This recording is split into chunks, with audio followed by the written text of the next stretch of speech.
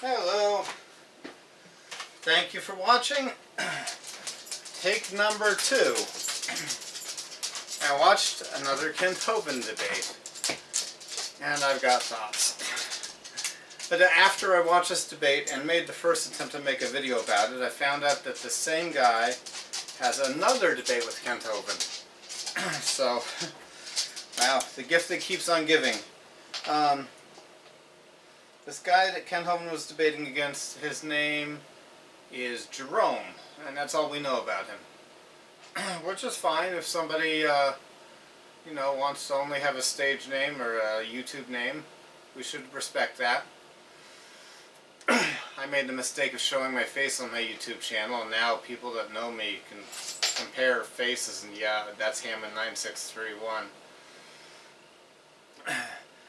There are channels that were smart enough to not show their faces so they can say, who, what, no, do I look like that? And the channel has a, somebody in a mask or something. Okay, so I'm gonna try to do highlights. It made too long a video the first time. Let's see. Jerome is a theistic evolutionist. Atheistic evolutionist. Theistic evolution. I can't tell the difference between the two. He's one of those. And he said a few things. One, he complained about Kent Hovind jumping into microevolution.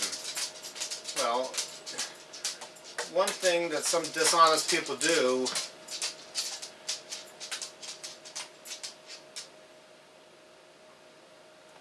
maybe the dog will stay on the carpet so I have less background noise.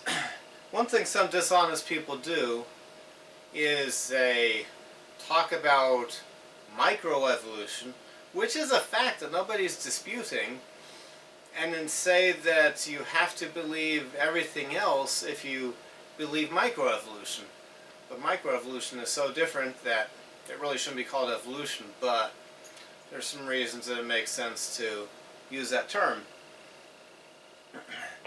And the one thing I noticed about Jerome, 2 different times he said, I am not. Kent Hovind wanted to really talk about the subject. The science behind whether things could have evolved or not. Whether there's good basis on the evidence to say things are created. Kent Hovind never said, well, we can't talk about that subject because I am not a fill in blank. But Jerome once said, I am not an evolutionary biologist. Next thing he said of that category was, I am not a physicist. What's the point in trying to debate something if you don't know enough about it to talk about it? There's some atheist physicist or some physicist or evolutionary biologist that said something and gave their summary or their final results of their thinking, and Jerome apparently seems too lazy to look into it and ask why. Ask, how do you come to that conclusion?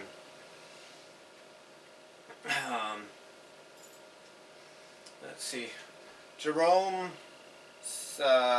complained that it's scientifically inaccurate if you call a dolphin a fish.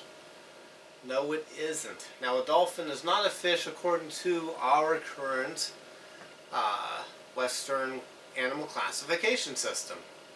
But if the definition of fish is things that swim in the water, then that's a dolphin. Speciation is not the same as macroevolution. That's one of the claims that Jerome made, which was ridiculous. Macroevolution is dramatic big changes, which Jerome did have to concede have not been seen by people, which makes it a religion. It's not science. But speciation is when the salamanders in the northern part of California and the southern part of California have a little bit of different color, and maybe even can interbreed, but they're still salamanders. Speciation is when we're debating about whether calling this one kind of bear on this British Columbian island. They're always white now. Whether we're going to call that a new species of bear. It's still a bear.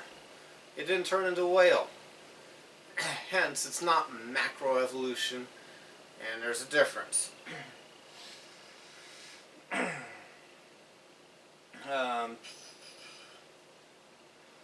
Yeah. So Jerome was, I don't know if he was stupid or disingenuous, but wolves and pugs could interbreed. They are the same kind of thing. But he was saying they're so different. Kent Hovind tried to get a clear answer about whether there are any limits to what things can evolve to. And Jerome said there are physical limits. You're never going to cow jump over the moon. You're never going to get a flying horse because nothing that big flies. Well, nothing living flies, but if stupid humans with an infinitesimal amount of intelligence of God can create airplanes that fly, God can make an animal fly. God could make a 1,000-pound bird if he wanted to.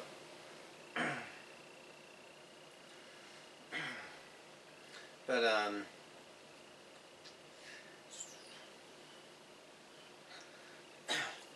yeah, but there obviously can't be limits if you go from single-cell bacteria to all the animals we have on the earth, because those are some big changes and new information into the cells that there are no limits. If that's true, and if there are no limits, things should keep getting bigger. There should be bacteria the size of a house. Jerome said cheetahs aren't big cats. I have never, ever, in my 41 years of life, ever heard anybody say that before. Of course cheetahs are big cats. They're not the biggest of the big cats, but unless there's a fourth size division between small, medium, and big, cheetahs are big. They're too big to compare with bobcats and lynxes, and they're too small. They're too big to compare with smaller things. Of course they're a big cat. Jerome cut Kent off rudely when Kent was making this one point. I'll make the point that Kent was not allowed to make by Jerome's rudeness and lack of wanting to actually debate and talk about the subject. Jerome was giving time the ability to do what God does. Well, it doesn't happen now. We've never seen it. That's because we need more time. If you give us 1 trillion years, you'll have space dust turn into planets. If you give us 1 billion years, we'll have the prebiotic soup turn into life. But no, time doesn't do things. Time doesn't make the impossible possible. It just doesn't. And Kent Hovind tried to illustrate this point by saying, well, if I tell you Mary Poppins flies with an umbrella through the air, it's just a normal umbrella, it flies her through the air, you would say that is fantasy, it's not real. I would be crazy to believe that. Well, what if I say, but Mary Poppins flies through the air very slowly? Like it takes her 1 million years to fly from England to America. Does that suddenly become not fiction because you give it time? See, time does not make the impossible. Thanks, clouds, for changing the lighting situation. Time does not make the impossible suddenly become possible. And that was the point Kent was getting at. But after he was not allowed to make that point by Jerome's rudeness, Kent got at a similar point, or the same point in a different angle, by pointing out that it's definitely a fairy tale if a princess kisses a frog and it becomes a prince.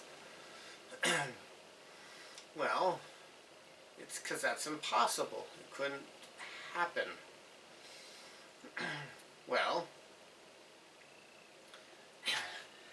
then we should say the same thing about time kissing a frog and turning it into an evolutionary biology professor.